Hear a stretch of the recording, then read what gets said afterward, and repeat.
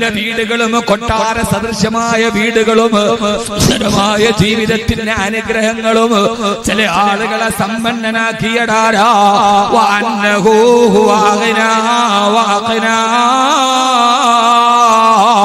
അല്ലാഹുവാണ് നിങ്ങളെ സമ്പന്നനാക്കിയത്. കാസർഗോഡന്റെ കേൾക്കാനെത്തിയ പ്രിയപ്പെട്ട സഹോദരങ്ങളോട് ഈ ദേശീയ പാതയിൽ ആകാശം മുട്ട തലയുയർത്തി നിൽക്കുന്ന അമ്പര ചുംബികളായ കൊട്ടാര സദൃശ്യമായ നിങ്ങളുടെ വീടുകളില്ലേ, ആ വീട് വെക്കാൻ നിങ്ങൾക്ക് സമ്പന്നത തന്നടാരാ. അത് സ്റ്റേറ്റ് ബാങ്ക് ഓഫ് ഇന്ത്യ അല്ലല്ലോ, ഫെഡറൽ ബാങ്കിന്റെ ഈ ഏതെങ്കിലും ഒരു പുച്ചക്കാട് ബ്രാഞ്ചിൽ നിന്നല്ലോ, റിസർവ് ബാങ്ക് ഓഫ് ഇന്ത്യ അല്ലല്ലോ, വേൾഡ് ബാങ്ക് നിങ്ങൾക്ക് തന്നതല്ലോ.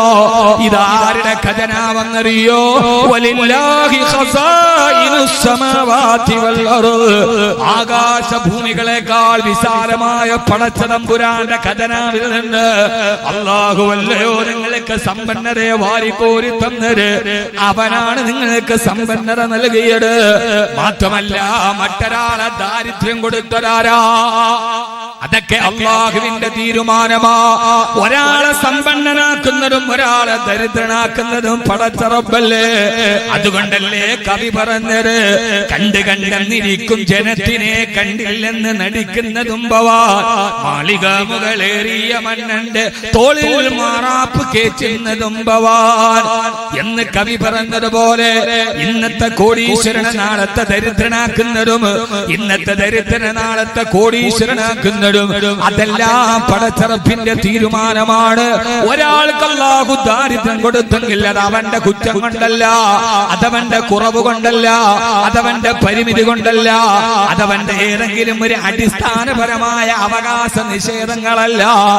അതുകൊണ്ടാണ് വിശുദ്ധമായ ശരീഅത്തുൽ ഇസ്ലാം നമ്മോട് പറഞ്ഞത്, ഒരാൾ ദാരിദ്ര്യമുണ്ട് എന്നതിന്റെ പേര് അവൻ നിന്റെ സ്ഥാനമാനങ്ങളോട് യോജിക്കാത്തവനോ കീറിപ്പറഞ്ഞ വസ്ത്രം ധരിച്ചതിന്റെ പേരിൽ ഒരാളെ നിങ്ങൾ അകറ്റി നിർത്തരുത്. ഒരു നേരത്തെ ഭക്ഷണത്തിന് വേണ്ടി നിന്റെ മുമ്പിൽ കൈനീട്ടുന്നവനെ ആട്ടിയോടിക്കരുത്. ഒരിക്കലും ദാരിദ്ര്യമുള്ളവനെ കണ്ണുകെട്ടി മറക്കേണ്ടതല്ല, അവനെ മതില് കെട്ടി മറക്കേണ്ടതല്ല. ആരാണോ ദരിദ്രൻ അവനെ നിന്റെ ശരീരത്തിലേക്കും നിന്റെ മനസ്സിലേക്കും ചേർത്ത് പിടിക്കേണ്ടവനാണെന്ന് അല്ലാഹു പറഞ്ഞു കൊടുക്കാനല്ലയോ ഹബീബായ നബി മുഹമ്മദ് മുസ്തഫ ആദരവായ പ്രവാചകൻ നബി മുഹമ്മദ് മുസ്തഫ സല്ലല്ലാഹു അലൈഹി വസല്ലമയായ അറേബ്യൻ ലോകത്തിന്റെ ഭരണാധികാരി ഇന്ത്യയുടെ ഭരണാധികാരിയെ പോലെയല്ലല്ലോ. ഈ ലോകത്തിന്റെ ഏകാധിപത്യ സർവാധിപത്യ സാമ്രാജ്യത്തെ രാജ്യത്തിന്റെ ഏകാധിപതികളെ പോലെയല്ലല്ലോ. 2.5 ലക്ഷം ചതുരശ്ര കിലോമീറ്റർ വിശാല വിസ്തൃതമായ അറേബ്യൻ സാമ്രാജ്യത്തിന്റെ അധിപനായിരുന്ന ഹബീബായ നബി മുഹമ്മദ് മുസ്തഫ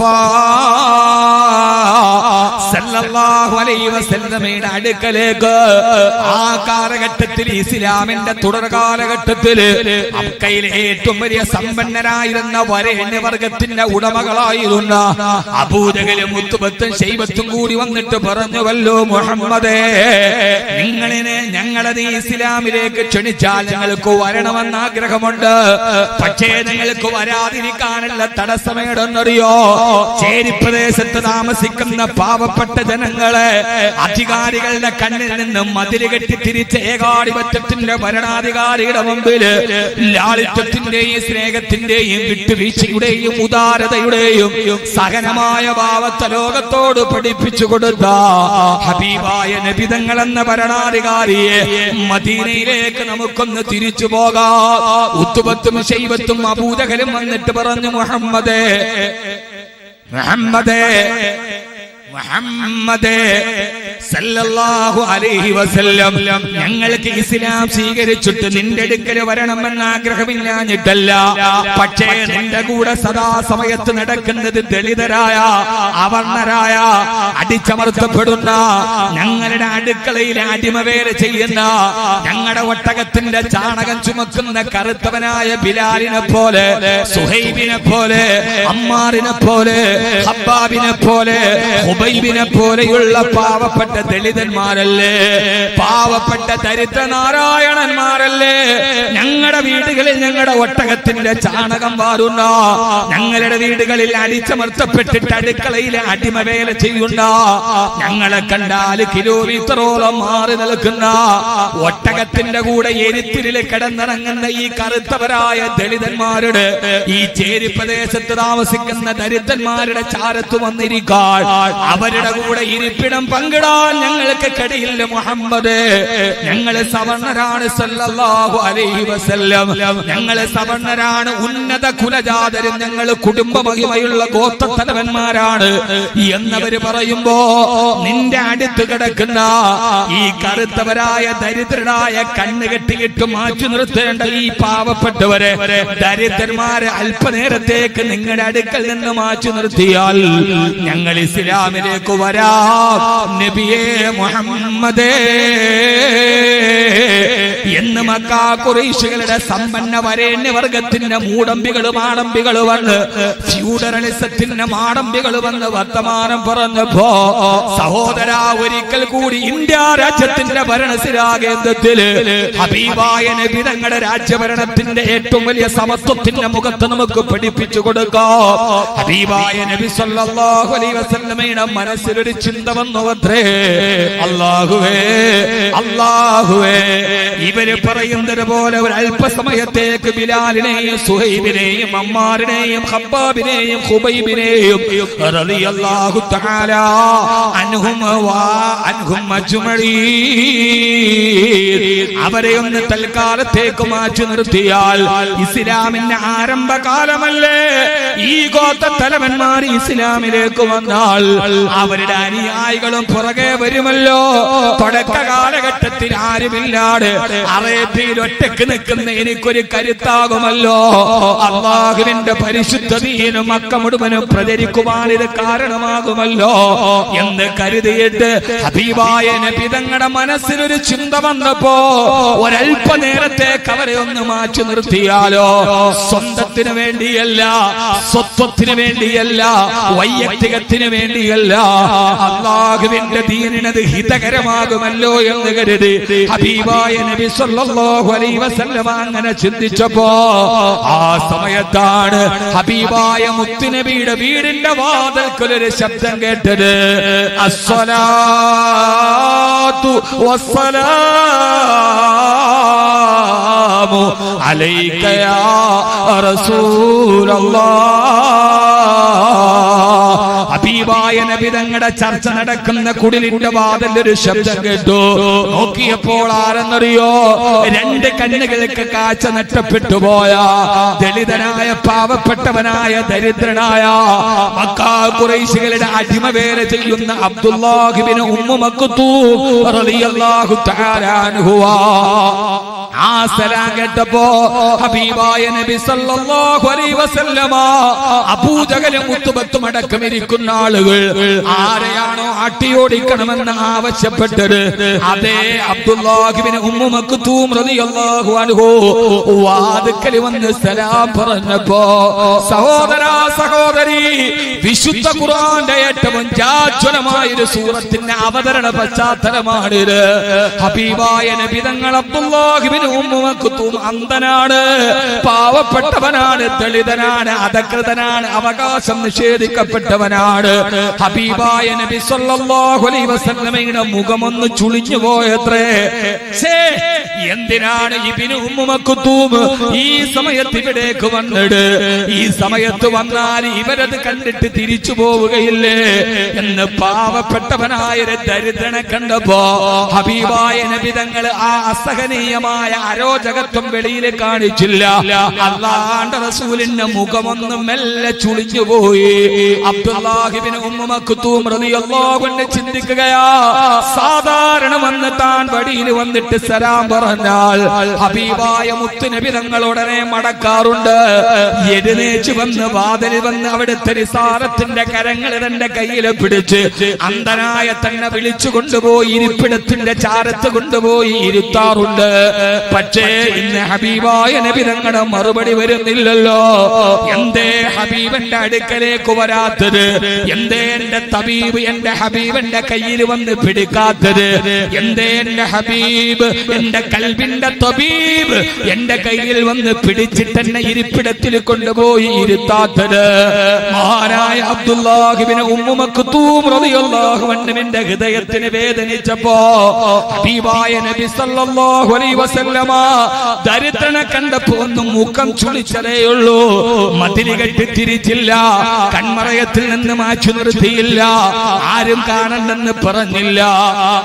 ഒരു നീരസത്തിന്റെ അടയാളം മുഖത്ത് വന്നപ്പോ ആ ദരിദ്രനായ സഹാബിയുടെ കണ്ണ് കാണാഞ്ഞിട്ടും തന്റെ അകക്കണ്ണുകൊണ്ട് ഹബീബിന്റെ ഭൂമുഖ പതനം കാണാൻ അവിടുത്തെ ഓലക്കുടിലിന്റെ ഈത്തപ്പനമരത്തിന്റെ കുടിലിന്റെ ചാരത്തെത്തിയ ആ പാവപ്പെട്ട ദരിദ്രനായ അബ്ദുല്ലാഹ് ഇബ്നു ഉമ്മു മക്തൂം റളിയല്ലാഹു അൻഹുവിന്റെ കൽബിലൊരു ചെറിയ വേദനയുണ്ടായപ്പോ അല്ലാഹുവിനെ സഹിക്കാൻ കഴിഞ്ഞില്ല. മുഅ്മിനത്തെ ആ ദരിദ്രന്റെ കണ്ണ് നിറഞ്ഞത് പടച്ചറപ്പിന് ഇഷ്ടപ്പെട്ടില്ല. അതാ ഗഗനലോകത്ത് നിന്ന് ദിവ്യബോധനത്തിന്റെ വെളിപാടുമായി റൂഹുൽ അമീൻ മലക്ക് ജിബ്രീൽ അലൈഹിസ്സലാത്തു വസ്സലാം ആഗതനായി ഹബീബായ നബി സല്ലല്ലാഹു അലൈഹി വസല്ലമയുടെ നെറ്റിത്തടത്തിൽ വിയർപ്പ് കണങ്ങൾ ഒരുമിച്ചുകൂടി ഹബീബായ നബി തങ്ങൾക്ക് ആകാശലോകത്ത് നിന്ന് അല്ലാഹുവിന്റെ ഖുർആനിന്റെ ആയത്ത് അവതരിപ്പിക്കപ്പെട്ടു. നബിയേ ബിസ്മില്ലാഹിർ റഹ്മാനിർ റഹീം അബസ വതവല്ല അൻ ജാഅഹുൽ അഅമാ വമാ യുദ്രീക ലഅല്ലഹു യസ്സക്കാ ഔ യذكറു ഫതൻഫഉൽ ദിക്റാ. ഹബീബായ നബി തങ്ങളെ അല്ലാഹു ശാസിക്കുകയാണ്. ആരെയാണ് മുഅ്മിനെ ശാസിക്കുന്നത്? ഹബീബായ നബി തങ്ങളെ അല്ലാഹു ശാസിച്ചിട്ട് പറഞ്ഞു, നബിയേ അബസ വതവല്ല, അങ്ങയുടെ മുഖം ചുളിഞ്ഞു പോയോ നബിയേ? അങ്ങയുടെ മുഖത്തിന് നീരസം വന്നോ നബിയേ? കൽബിന്റെ ഉള്ളിൽ ചെറിയൊരു അതിർത്തി വന്നോ നബിയേ?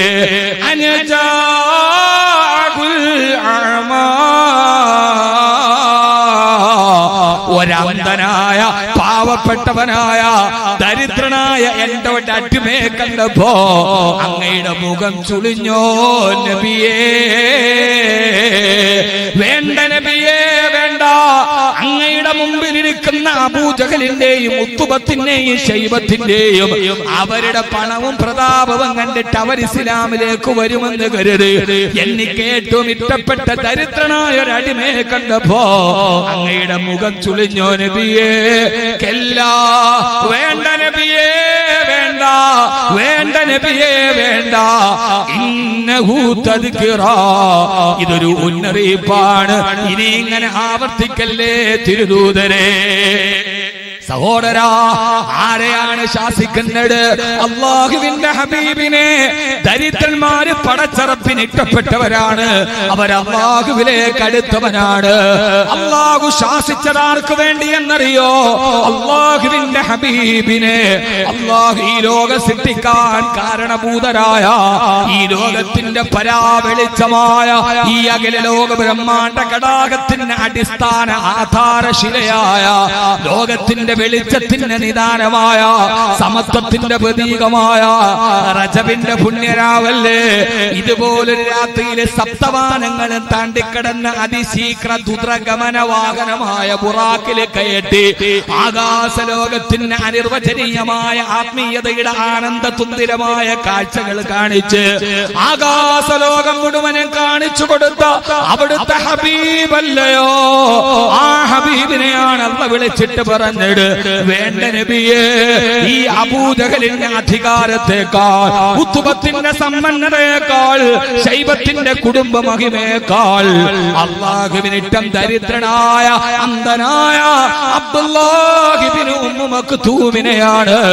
അതുകൊണ്ട് അങ്ങ് ചെയ്തതിന് ചെയ്യരുതെന്ന് ശാസിക്കുമ്പോ, സഹോദരാ, ഇന്ത്യ രാജ്യത്തിന്റെ സ്വാതന്ത്ര്യ സമരത്തിന് ജനാധിപത്യത്തിന് ശക്തി കൊടുത്ത ബസന്റ് പോലും പറഞ്ഞുവല്ലോ. ഈ സൂറത്തിൽ അബസയിലെ ഈ ചരിത്ര പശ്ചാത്തലം എടുത്തിട്ട് ഈ ഖുർആൻ മുഹമ്മദ് അവതരിപ്പിച്ച ഒരു ഗ്രന്ഥമായിരുന്നെങ്കിൽ ഇങ്ങനെ ഒരു ശാസനയുടെ അധ്യായം അതിൽ കാണുമായിരുന്നില്ല. അല്ലാഹു മുഹമ്മദ് നബിയെ ശാസിച്ചുവെങ്കിൽ തീർച്ച ഇതൊരു ദൈവ ഗ്രന്ഥമാണ്, ഇത് മുഹമ്മദിന്റെ മനുഷ്യനിർമ്മിത ഗ്രന്ഥമല്ലെന്ന് മിസ്സിസ് ആനി ബെസന്റ് പോലും അടയാളപ്പെടുത്തിയ ഇസ്ലാമിക ചരിത്രത്തിലെ പരിശുദ്ധ ഖുർആനിലെ ഏറ്റവും ഉജ്ജ്വലമായ ചരിത്ര പശ്ചാത്തലമാണ് സൂറത്തുൽ അബസ. അയൽ രാജ്യത്തിന്റെ രാജാധികാരത്തിന്റെ അടയാളം വന്നപ്പോ സ്വന്തം രാജ്യത്തിലെ ദരിദ്ര പൗരന്മാര് മതില് കെട്ടി തിരിച്ച ഭരണാധികാരികളെ കേട്ടുകൊള്ളുക. മദീനയുടെ ഭരണാധികാരി ആരെന്നറിയോ? മക്കയുടെ രാജാവ് ആരെന്നറിയോ? ആ മക്കയുടെ രാജാവാണ് ദരിദ്രന്മാരെ ചേർത്ത് പിടിച്ച ചുട്ടുപടുത്ത് കിടക്കുന്ന മലരാരണ്യത്തിലും മലത്തി കിടത്തിയിട്ട് ദാഹത്താല് വാ പൊളിച്ച ബിലാലിന്റെ വായിലേക്ക് മൂത്രമൊഴിച്ചു കൊടുത്തപ്പോ കറുത്തവനായ ബിലാലിനെ തന്റെ ശരീരത്തോട് കെട്ടിപ്പിടിച്ചു വെച്ചിട്ട് ലൈസലിൽ അബിയദി ഫളലുൻ അലൽ അസ്വദി വലൈസലിൽ അറബി ഫളലുൻ അലൽ അജ്മി ഇല്ലാ ബിതഖ്വല്ലാഹ്. അള്ളാഹുവിനെ ഏറ്റവും ഇഷ്ടം അവനിലേക്കുള്ള ഹൃദയത്തിന്റെ തെളിച്ചമാണെന്ന് പഠിപ്പിച്ചു കൊടുത്ത ഹബീബായ നബി മുഹമ്മദ് മുസ്തഫ സല്ലല്ലാഹു അലൈഹി വസല്ലമ ആ സമയത്താണ് വിശുദ്ധ ഖുർആനിൽ ആയത്തിറങ്ങിയത്.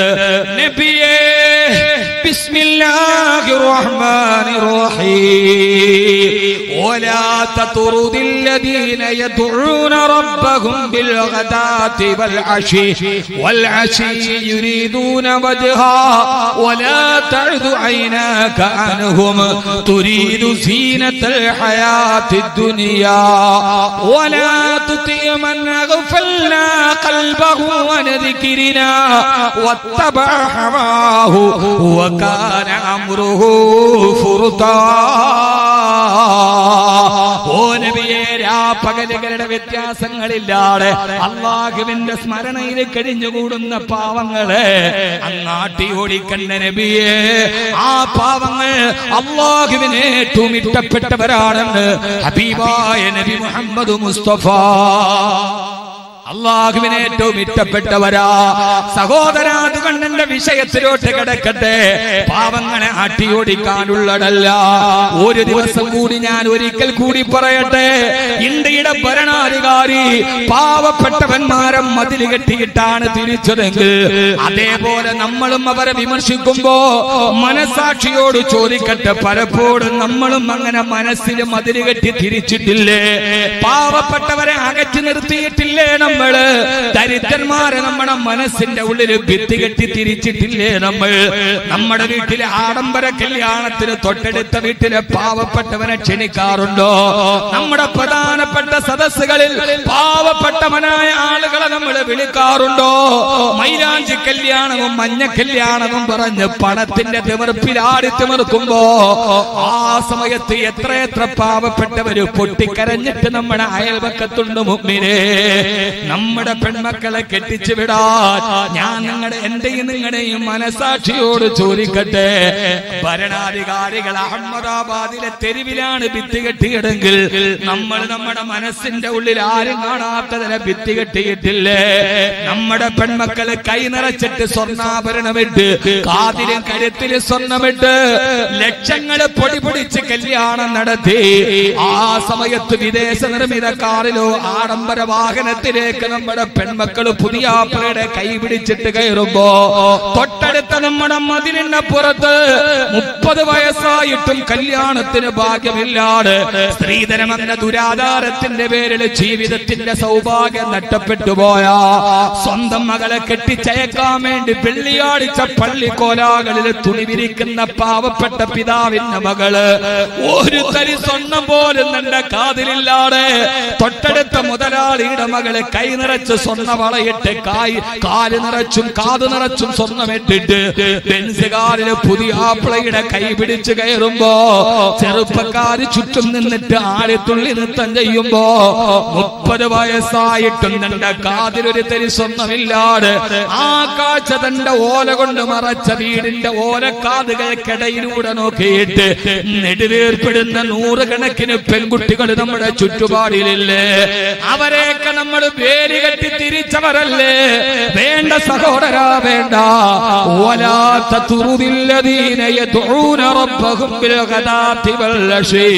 രാവിലെയും വൈകുന്നേരവും അല്ലാഹുവിനെ ഇബാദത്ത് ചെയ്യുന്ന ദരിദ്രന്മാരെ നിങ്ങൾ നിങ്ങളുടെ സമീപത്ത് നിന്ന് ആട്ടിയോടിക്കരുതേ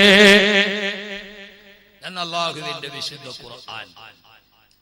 നമ്മുടെ നാട്ടിൽ ഭരണാധികാരി വന്നപ്പം മതിൽ കെട്ടിയിട്ട് തിരിച്ചു. നമ്മൾ പലപ്പോഴും മതിൽ വെളിയിൽ കെട്ടിയില്ലെങ്കിലും മനസ്സിന്റെ ഉള്ളിൽ മതിൽ കെട്ടിയിട്ടുണ്ട്. പാവപ്പെട്ടവരെ നമ്മൾ പലപ്പോഴും മാറ്റി നിർത്തിയിട്ടുണ്ട്, ഇല്ലേ? പാവപ്പെട്ടവൻ എന്താ വില? SSLCയുടെ പരീക്ഷ നടക്കാൻ പോവുക. SSLCയുടെ ചോദ്യ പേപ്പറിൽ ഒരു ചോദ്യം, താജ്മഹൽ നിർമ്മിച്ചത് ആരാണ്? SSLCയുടെ ചോദ്യ പേപ്പറിൽ ഒരു ചോദ്യം, താജ്മഹൽ നിർമ്മിച്ചത് ആരാണ്? ആരാണ്?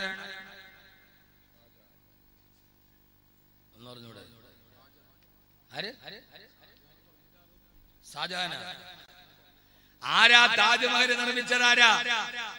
ഉത്തരം പറയും മനുഷ്യന്മാരെ. സമയമില്ലാത്തതുകൊണ്ടാണ് ഞാൻ സ്പീഡിൽ പോണത്. ആരാണ് താജ്മഹൽ നിർമ്മിച്ചത്? തൊഴിലാളികളാണെങ്കിൽ മാർക്ക് വട്ടപൂജ്യം. SSLCയിലെ ചോദ്യത്തിൽ ചോദ്യം, താജ്മഹൽ നിർമ്മിച്ചത് ആരാണ്? താഴെ കുട്ടി എഴുതുന്നു ഷാജഹാൻ ചക്രവർത്തി, മാർക്ക് 5. യഥാർത്ഥത്തിൽ താജ്മഹൽ നിർമ്മിച്ചതാരാ? ഷാജഹാനാണ്? അല്ല. പിന്നെയോ? രാപ്പകലുകളില്ലാതെ ആ വെണ്ണക്കൽ പ്രതിമകളെ തങ്ങളുടെ കരവിരുത്തിന്റെ കരകൗശലം കൊണ്ട് ചാർത്തിയെടുത്ത തൊഴിലാളികൾ. വൈസ്രോയി ആയിരുന്ന ജനറൽ ശ്രീമാൻ താജ്മഹൽ സന്ദർശിക്കാൻ വേണ്ടി പോയിട്ട് അദ്ദേഹം തന്റെ ഭാര്യയോട് ചോദിച്ചു, നിനക്കെന്ത് വേണം? ജനറൽ ശ്രീമാന്റെ ഭാര്യ പറഞ്ഞു, എനിക്കും നിങ്ങൾ ഇതുപോലെയുള്ള ഒരു സ്മാരകം പണിത് തന്നാൽ ഇപ്പോൾ എനിക്ക് മരിച്ചാൽ കൊള്ളാമെന്ന് ആഗ്രഹമുണ്ടെന്ന് ജനറൽ ശ്രീമാൻ പറഞ്ഞ ബ്രിട്ടീഷ് ഈസ്റ്റ് ഇന്ത്യ കമ്പനി ഇവിടെ നിന്ന് തിരിച്ചു പോകുമ്പോൾ ആരും അറിയാതെ അവരുടെ പോക്കറ്റിൽ എടുത്തുകൊണ്ടുപോയ വെണ്ണ മാർബിൾ കൊണ്ടുണ്ടാക്കിയ ഷാജഹാന്റെ താജ്മഹൽ. ആ താജ്മഹൽ 2 പ്രാവശ്യം ഈസ്റ്റ് ഇന്ത്യ കമ്പനി വിൽക്കാൻ വെച്ചതാണ്. ട്രാൻസ്പോർട്ടിംഗ് ചാർജ് കൂടുതലായതുകൊണ്ടാണ് വിൽക്കാൻ പറ്റാതിരുന്നത്. ബ്രിട്ടീഷുകാരൻ ഇന്ത്യയെ വിറ്റു, അറബികൾ ഇന്ത്യയെ പണിതു. താജ്മഹലും ഫത്തേപൂർ സിക്രിയും കുത്തബ് മീനാറും ചെങ്കോട്ടയും അഹമ്മദാബാദും ഒക്കെ അറബികൾ ഇന്ത്യക്ക് സംഭാവന ചെയ്തു. 800 വർഷക്കാലം ഇന്ത്യ അറബികൾ ഭരിച്ചപ്പോ ഒരൊറ്റ കലാപങ്ങളും ഒരു സ്വാതന്ത്ര്യ സമരവും ഇന്ത്യയിൽ ഉണ്ടായില്ല. ഈസ്റ്റ് ഇന്ത്യ കമ്പനി 800 വർഷം ഭരിച്ച മുഗളന്മാർ ഇവിടം ഭരിച്ചപ്പോൾ അവർ ഇവിടെ നിന്ന് ഒഴിഞ്ഞു പോകുമ്പോൾ ഇന്ത്യയുടെ ആഭ്യന്തര ഉൽപാദന ശരാശരി 40%. ആ സമ്പന്നതയാണ് പോർച്ചുഗീസുകാരെയും ഡച്ചുകാരെയും ബ്രിട്ടീഷുകാരെയും ഇന്ത്യയിലേക്ക് ആകർഷിച്ചത്. ആഭ്യന്തര ശരാശരി 40%. ബ്രിട്ടീഷ് ഈസ്റ്റ് ഇന്ത്യ കമ്പനി സായിപ്പ് വന്നു. 100 വർഷം തികയുന്നതിന് മുമ്പേ സ്വാതന്ത്ര്യ സമരം പൊട്ടിപ്പുറപ്പെട്ടു. 800 വർഷം അറബികൾ ഭരിച്ചിട്ടില്ലാത്ത കലാപം 100 വർഷം ഭരിക്കുന്നതിന് മുമ്പേ ഈസ്റ്റ് ഇന്ത്യ കമ്പനിക്കെതിരെ പൊട്ടിപ്പുറപ്പെടാൻ കാരണം എന്താണ്? British east India company India വിട്ടിട്ട് 947 തിരിച്ചു പോകുമ്പോ ഇന്ത്യയുടെ ആഭ്യന്തര ശരാശരി വെറും 4.5%. മുഗളന്മാർ, മുസ്ലിമീങ്ങൾ ഞങ്ങൾ ഇന്ത്യ ഭരിച്ചപ്പോ ഇന്ത്യയുടെ ആഭ്യന്തര ഉൽപാദന ശരാശരി 40%. ഈസ്റ്റ് ഇന്ത്യ കമ്പനി ഭരിച്ചപ്പോ സ്വാതന്ത്ര്യം കിട്ടുമ്പോ 4.5%. ആ തകർന്നു പോയ ഇന്ത്യയെ മുഴുവനും കച്ചുവിറ്റു മുടിച്ചു ബ്രിട്ടീഷ് ഈസ്റ്റ് ഇന്ത്യ കമ്പനി, ബ്രിട്ടീഷുകാർ. ആ ദാരിദ്ര്യത്തിന്റെ കാലത്താണ്, നെഹ്റുവിന്റെ കാലത്ത്, താളം തകരയും തിന്ന് വിശപ്പടക്കിയിട്ട് പാവപ്പെട്ട മലയാളികൾ അടക്കമുള്ളവർ അവർ ഒരു നേരത്തെ ഭക്ഷണത്തിനു വേണ്ടി അവർ പലായനം നടത്തിയത്. ചിലർ ഒരു നേരത്തെ ഒരു ഇരുമ്പ് വെട്ടിയും കയ്യിൽ തൂക്കി ഉടുക്കാനുള്ള വസ്ത്രവും ചുത്തടക്കാനുള്ള ഭക്ഷണവും തേടി അവർ ബോംബെയിലും മദ്രാസിലേക്കും പോയി, ചിലർ മദിരാശിയിലേക്കും ബംഗ്ലാദേശിന്റെ അതിർത്തികളിലേക്കും പോയി. അങ്ങനെ പോയ അവർ ഒരു നേരത്തെ അന്നം കണ്ടെത്താൻ വേണ്ടിയാണ് അതിർത്തികൾ കടന്ന് അവർ അഭയാർത്ഥികളായത്. ഒരു നേരത്തെ അന്നത്തിന് വേണ്ടിയാണ് അവർ ബംഗ്ലാദേശിലും ശ്രീലങ്കയിലും അഫ്ഗാനിലും പാകിസ്ഥാനിലും കുടിയേറി പാർത്തത്, അല്ലാതെ ഭീകരവാദികളായിട്ടല്ല. അന്നം തേടി പോകുന്നവന് എന്ത് അതിർത്തിയാണ് രാജ്യത്തിന് ഭരിക്കാനുള്ളത്? ശൈത്യകാലമാകുമ്പോൾ സെർബിയയിൽ നിന്ന് സെർബിയൻ കൊക്കുകൾ കടലിന്റെ പുഴയിലേക്ക് അന്നം തേടി വരാറുണ്ട്. ആ കൊക്കുകൾ ഏത് അതിർത്തി നോക്കിയിട്ടാണ് പാറി വരുന്നത്? അന്നം തേടി പോകുന്നവന് അതിർത്തികളില്ലാത്ത അഭയാർത്ഥികളാണ്. അതുകൊണ്ടാണ് അല്ലാമ ഇഖ്ബാൽ പറഞ്ഞത്, അന്നം തേടി പോകുന്നവന് എന്ത് രാജ്യത്തിന്റെ അതിർത്തി വര, അവനെന്ത് അഭയാർത്ഥി. അതുകൊണ്ടാണ് അല്ലാമ ഇഖ്ബാൽ പറഞ്ഞത്, ഈ ഭൂമി എന്റേതുമല്ല, ഈ ഭൂമി നിന്റേതുമല്ല, ഈ ഭൂമി എന്റെയും നിന്റെയും തന്തമാരുടേതുമല്ല. ഈ ഭൂമി അത് പടച്ചതമ്പുരാന്റെ ഭൂമിയിൽ താമസിക്കാൻ ആരാണ് ആധാരം കൊടുക്കേണ്ടത്? പടച്ചറപ്പിന്റെ മണ്ണിൽ താമസിക്കാൻ ആരോടാണ് നമ്മൾ രേഖകൾ കൊടുക്കേണ്ടത്? ഈ ഭൂമി എന്റേതുമല്ല, നിന്റേതുമല്ല, നമ്മുടെ പിതാക്കന്മാരുടേതുമല്ല. ഈ ഭൂമി ദൈവത്തിൻ്റെതാണ്. ഞാൻ അതുവഴി പോയാൽ പിന്നെ NRCയിലൊക്കെ പോകും. വേണ്ട. എന്റെ പൊന്നു സഹോദരങ്ങളെ, എന്റെ പൊന്നു സഹോദരങ്ങളെ, എന്താ നമ്മുടെ രാജ്യത്തിന്റെ ഗതി? ഗാന്ധിജി ഇന്ത്യക്കാർക്ക് വേണ്ടി സായിപ്പിനെ കുടിയിറക്കി. നമ്മുടെ പ്രധാനമന്ത്രി സായിപ്പിന് വേണ്ടി ഇന്ത്യക്കാരെ കുടിയിറക്കി. രണ്ടു തമ്മിൽ വ്യത്യാസമുണ്ട്. ഈ ദരിദ്രന്മാർ, ഞാൻ പറഞ്ഞത് താജ്മഹൽ നിർമ്മിച്ചത് തൊഴിലാളികളാണെന്ന് പറഞ്ഞ പരീക്ഷയ്ക്ക് മാർക്ക് കിട്ടോ? കിട്ടോ സഹോദര? ഇല്ല. എന്നാൽ യഥാർത്ഥത്തിൽ ആരാ? യഥാർത്ഥത്തിൽ അത് നിർമ്മിച്ചത് തൊഴിലാളികളാണ്. അതുകൊണ്ട് ദരിദ്രൻ എന്ന് പറഞ്ഞാൽ എന്താണ്? ഈ വിഷയത്തിലെ രണ്ട് പാർട്ടുണ്ട്. ഇൻഷാ അല്ലാഹ് നമുക്ക് തൗഫീഖ് ചെയ്താൽ പറയാം. അള്ളാഹു നമ്മളെ സ്വീകരിക്കട്ടെ. ഞാൻ പറഞ്ഞ നേരത്തെ തുടങ്ങിയാൽ സംസാരിക്കാൻ ഒരു റാഹത്തുണ്ട്, ഇല്ലെങ്കിൽ കറാഹത്താണ്. അള്ളാഹു നമ്മളെ സ്വീകരിക്കുമാറാകട്ടെ. ആമീൻ പറയും. എന്താ സദസ് സ്റ്റേജ് ഒക്കെ ഒരു മൂകത ഇരിക്കണം? ഞാൻ ആദ്യം അങ്ങനെ പറഞ്ഞോണ്ടാണ്. ഒരു ചിരിയില്ലല്ലേ? അള്ളാഹു നമ്മളെ സ്വീകരിക്കട്ടെ. യഥാർത്ഥത്തിലെ ഹബീബായ നബി മുഹമ്മദ് മുസ്തഫ പോരാ, ഹബീബായ നബി മുഹമ്മദ് മുസ്തഫ സലാത്തുല്ലാഹ് സലാമുല്ലാഹ് അലാ ത്വാഹ റസൂലില്ലാഹ് സലാത്തുല്ലാഹ് സലാമുല്ലാഹ് അലാ യാസീൻ ഹബീബില്ലാഹ് സലാത്തുല്ലാഹ്.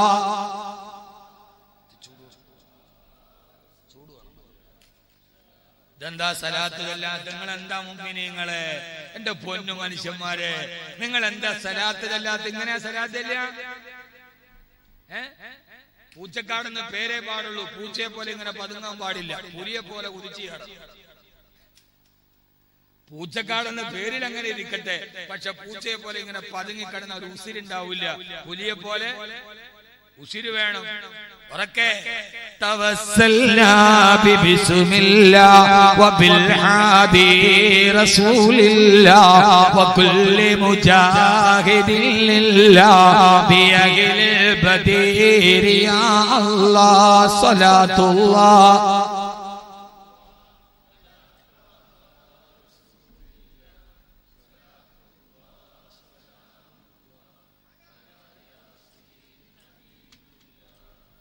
നിങ്ങൾക്ക് ഹബീബായ നബി തങ്ങളോട് സ്നേഹമുണ്ടോ? ഉണ്ടോ? നബി തങ്ങളോട് സ്നേഹമുണ്ടോ? നിങ്ങൾ ദുആ ചെയ്യാറുണ്ടോ? എപ്പോഴും ദുആ ചെയ്യാറുണ്ടോ? എന്നാൽ ദരിദ്രന്മാരുമായി ബന്ധപ്പെട്ട് ഇൻഷാ അല്ലാഹ് ഈ വിഷയത്തിന്റെ രണ്ടാം ഭാഗം നമുക്ക് ലാസ്റ്റ് പറയാം. ഹബീബായ നബി തങ്ങൾ ഒരു ദുആ ചെയ്യാറുണ്ടായിരുന്നു. ആ ദുആ ഇൻഷാ അല്ലാഹ് ഞാൻ പറഞ്ഞുതരാം. നിങ്ങൾ ചെയ്യുവോ? ഉറപ്പ്? ഇത് LDF UDF ഉറപ്പ് പറയും പോലെ ആവോ? ഇൻഷാ അല്ലാഹ് ഉറക്കെ പറയും. ഞാൻ ഹബീബായ നബി സല്ലല്ലാഹു അലൈഹി വസല്ലം സദാ ചെയ്യാറുണ്ടായിരുന്ന ഒരു ദുആ ഉണ്ട്. ആ ദുആ ഇൻഷാ അല്ലാഹ് ഞാൻ പറഞ്ഞുതരാം. നിങ്ങൾ ചെയ്യൂലേ? ചെയ്യുന്ന ഉറപ്പുള്ളവരൊക്കെ ഒന്ന് കൈപൊക്കിക്കെ, രണ്ട് കൈയും പൊക്കിക്കെ. ഉടനെ പൊക്കു മനുഷ്യന്മാരെ. എന്നിട്ട് ഇങ്ങനെ ഇങ്ങനെ ഒന്നുകൂടി പൊക്കും. താഴ്ത്തി. ഉറക്കം പോയില്ലേ? മണി 11 സദസ്സും കൂട്ടുകൊണ്ട് പാടാൻ സമയമില്ല, നാട്ടുവർത്താനം പറയാൻ. അല്ലാഹു നമ്മളെ സ്വീകരിക്കുമാറാകട്ടെ. ആദരവായ റസൂലുള്ളാഹി സ്വല്ലല്ലാഹു അലൈഹി വസല്ലമ സദാ സമയം ദുആ ചെയ്യാറുണ്ടായിരുന്നത്രേ. അല്ലാഹുമ്മ ഇന്നി അസ്അലുക ഫിഅലൽ ഖൈറാത്തി വതർക്കൽ മുൻകറാത്തി വഹുബ്ബൽ മസാകീൻ വഇദാ അറദ്ത ബിഇബാദിക ഫിത്നതൻ ഫഖ്ബുൽനി ഇലൈക ഗൈറ മഫ്തൂനീൻ. സഹോദരാ സഹോദരി കേൾക്കണേ, മുഅ്മിനേ മുഅ്മിനത്തെ ശ്രദ്ധിക്കണേ. ഇതൊരു നിസ്സാര വിഷയമല്ല. ഖബറും കഫന്നുണിയും മരണവും മരണാനന്തരവും ഖബറും മുൻകരും നക്കീറും ഹിസാബും സിറാത്തും മീസാനും ഒക്കെ പറയുന്നത് പോലെ ഇക്കാലത്ത് നമ്മൾ അതീവ ജാഗ്രതയോടെ ശ്രദ്ധയോടെ സമീപിക്കേണ്ട ഒരു വിഷയമാണിത്. ഹബീബായ നബി സല്ലല്ലാഹു അലൈഹി വസല്ലമയുടെ ദുആ, അല്ലാഹുമ്മ അല്ലാഹുവേ അല്ലാഹുവേ അല്ലാഹുവേ ഇന്നി അസ്അലുക ഫിഅലൽ ഖൈറാത്തി, അല്ലാഹുവേ എപ്പോഴും നല്ല കാര്യങ്ങൾ ചെയ്യാനുള്ള അവസരം നീ ഞങ്ങൾക്ക് നൽകണേ അല്ലാഹ്. നബി തങ്ങളുടെ ദുആയാണ് അല്ലാഹുമ്മ ഇന്നി അസ്അലുക ഫിഅലൽ ഖൈറാത്ത്, എപ്പോഴും നല്ലത് മാത്രം ചെയ്യിപ്പിക്കണേ റബ്ബേ. വതർക്കൽ മുൻകറാത്തി, നിനക്ക് വെറുക്കപ്പെട്ട ഏതൊക്കെ കാര്യങ്ങളുണ്ടോ അതിൽ നിന്ന് മാറി നിൽക്കാൻ തൗഫീഖ് നൽകണേ അല്ലാഹ്. അതോടൊപ്പം തന്നെ വഹുബ്ബൽ മസാകീൻ, അല്ലാഹുവേ അല്ലാഹുവേ മുഅ്മിനേ മുഅ്മിനത്തെ ഒരു ദിവസമെങ്കിലും നിസ്കാരപ്പായിരുന്നിട്ട് കൽബറിഞ്ഞിട്ട് ഈ ദുആ നമ്മൾ ചെയ്യുമോ? വഹുബ്ബൽ മസാകീൻ, അല്ലാഹുവേ പാവങ്ങളോടുള്ള ഹുബ്ബ് എനിക്ക് നൽകണേ അല്ലാഹ്. ദരിദ്രന്മാരോടുള്ള സ്നേഹം നൽകണേ റബ്ബേ എന്ന് പറഞ്ഞാൽ പരമദരിദ്രന്മാരെ എന്റെ കൂട്ടുകാരാക്കണേ അല്ലാഹ്. എത്ര വലിയ ദുആയാണിത്. നമ്മുടെ നാട്ടിലൂടെ കീറിപ്പറിഞ്ഞ വസ്ത്രം ധരിച്ചു നടക്കുന്ന, നമ്മുടെ നാട്ടിൽ ആട്ടിയോടിക്കപ്പെടുന്ന ഒരാളെ കുറിച്ച് നമ്മൾ പറയോ ഇയാളെന്റെ കൂട്ടുകാരനാണെന്ന്. മന്ത്രിയെ കണ്ടാൽ പറയും എന്നെ അടുപ്പക്കാരനാ, MLA എന്റെ അടുപ്പക്കാരനാ. എന്നാൽ ഞാനൊന്ന് ചോദിക്കട്ടെ, പള്ളിയിലെ ഖത്തീബുമാർക്ക് ചോറ് എടുത്തു കൊണ്ടുവരുന്ന ഈ പള്ളിയിലെ പാവപ്പെട്ട ഒരു മനുഷ്യനെ കണ്ടാൽ ഇതെന്റെ കൂട്ടുകാരനാണെന്ന് പറയാൻ എപ്പോഴെങ്കിലും നമ്മൾ തയ്യാറാകുമോ?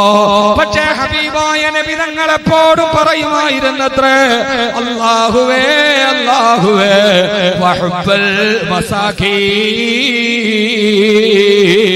സാധുക്കളെ എന്റെ കൂട്ടുകാരാക്കണേ അല്ലാഹ്. പറയുക മാത്രമല്ല, ദുആ ചെയ്യുക മാത്രമല്ല, അല്ലാഹുവിന്റെ ഹബീബിന്റെ കൂട്ടുകാരാരാ? സയ്യിദുനാ ബിലാൽ. ബിലാൽ അല്ലാഹുവിന്റെ ഹബീബിന്റെ കൂട്ടുകാരനല്ലേ? സുഹൈബ് റളിയല്ലാഹു അൻഹു അല്ലാഹുവിന്റെ ഹബീബിന്റെ കൂട്ടുകാരനല്ലേ? അമ്മാർ റളിയല്ലാഹു അൻഹു ഹബീബിന്റെ കൂട്ടുകാരനല്ലേ? പാവപ്പെട്ടവരെ തന്നെ അടുത്തേക്ക് ചേർത്ത് പിടിച്ചു വെച്ചു ലോകൈക ഗുരു നബി മുഹമ്മദ് മുസ്തഫ. മനുഷ്യന്മാരെ സല്ലല്ലാഹു അലൈഹി വസല്ലം എനിക്ക് ഏറ്റവും ഇഷ്ടം പാവപ്പെട്ടവരോടാക്കണേ റബ്ബേ. നമ്മൾ പറയാ പടച്ചോനെ, ആ പാവപ്പെട്ടവനുണ്ടല്ലോ ഒന്നിനും പറ്റാതെ കീറിപ്പറിഞ്ഞ വസ്ത്രം ധരിച്ച, ആരുടെ വീട്ടിൽ വന്നാലും ഒരു അവസരം കിട്ടാത്ത, പള്ളിയുടെ വെള്ളിയാഴ്ച പള്ളിയുടെ മുമ്പിൽ തുണിയും പിടിച്ചേക്കണ ഒരാള് എന്റെ ഹബീബാണ് കേട്ടോ. പറയാൻ പറ്റുമോ? പറയാൻ പറ്റുമോ? എന്റെ കൂട്ട് നമ്മളും ഈ മനസ്സിൽ ഈ മതില് കെട്ടിയിട്ടില്ലേ? മോദി മാത്രമല്ലല്ലോ, നമ്മളും മനസ്സിൽ മതില് കെട്ടിയിട്ടില്ലേ? മോന്റെ കല്യാണമായി, ആരെയൊക്കെ വിളിക്കണം? അത് ആ ഇച്ഛായ വിളിക്കണം, ഈ ഇച്ഛായ വെക്കണം, മേലെ ഇച്ഛായ വെക്കണം, ഗീലവിളിച്ചനെ വിളിക്കണം. അപ്പോഴാരോ MBA വിളിക്കണം, MLA വിളിക്കണം.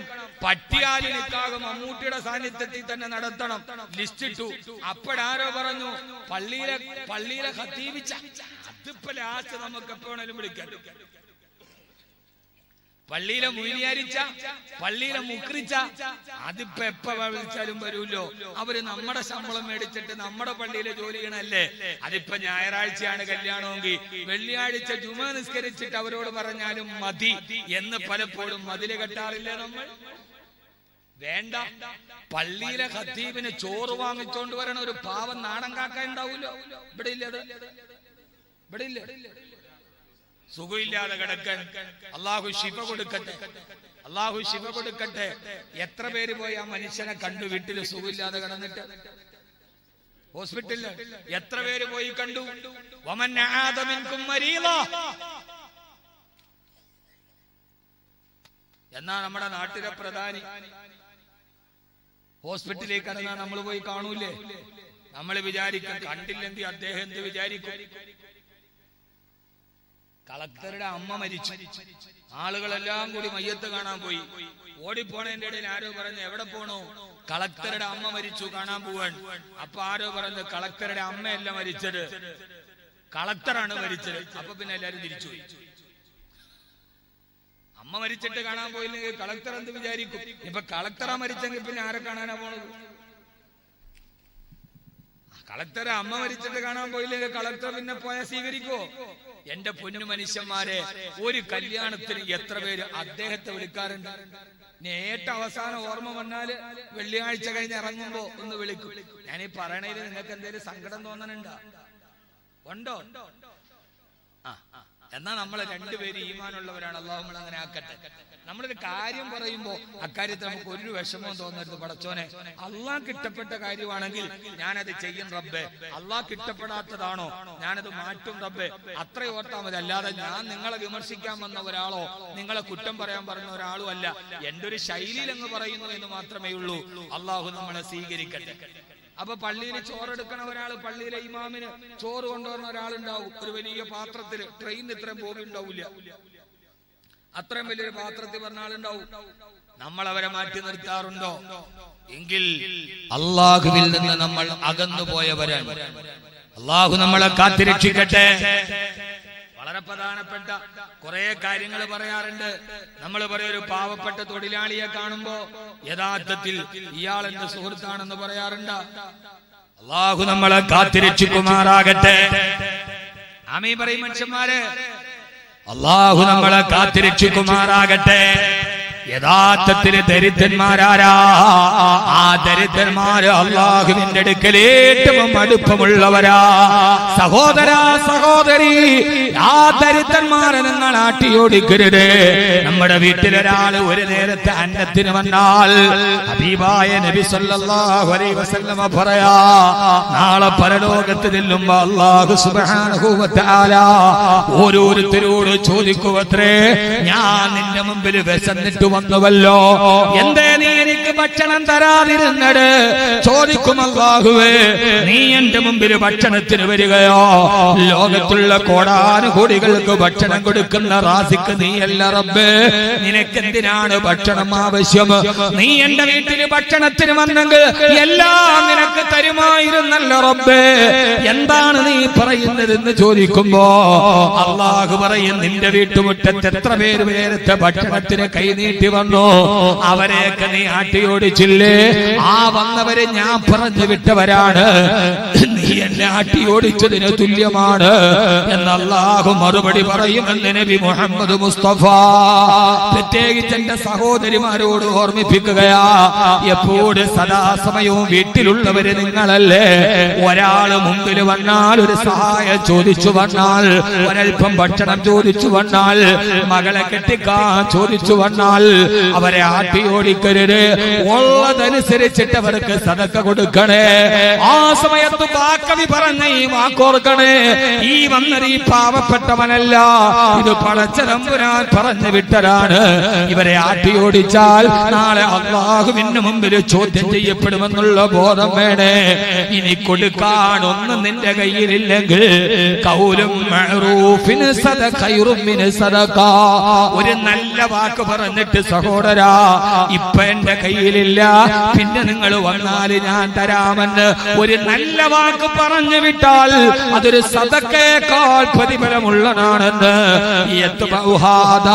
ലോകമാന്യത ആഗ്രഹിച്ചിട്ട് കൊടുക്കുന്ന ലക്ഷത്തിനേക്കാൾ ഒന്നും ആഗ്രഹിക്കാട് ഒരു പാവപ്പെട്ടവനോട് പുഞ്ചിരിയോടെ പറയുന്ന ഒരു വാക്കിന് സഹോദരാ 1000 പേരുടെ മുമ്പിൽ എന്റെ പേര് വായിക്കപ്പെടണം, എല്ലാവരും എന്നെ കുറിച്ച് വലിയ ധർമ്മിഷ്ഠനാണെന്ന് പറയണം എന്ന ഉദ്ദേശത്തെ 1 കോടി കൊടുക്കുന്നതിനേക്കാൾ വലിയ സദക്കയാണ്.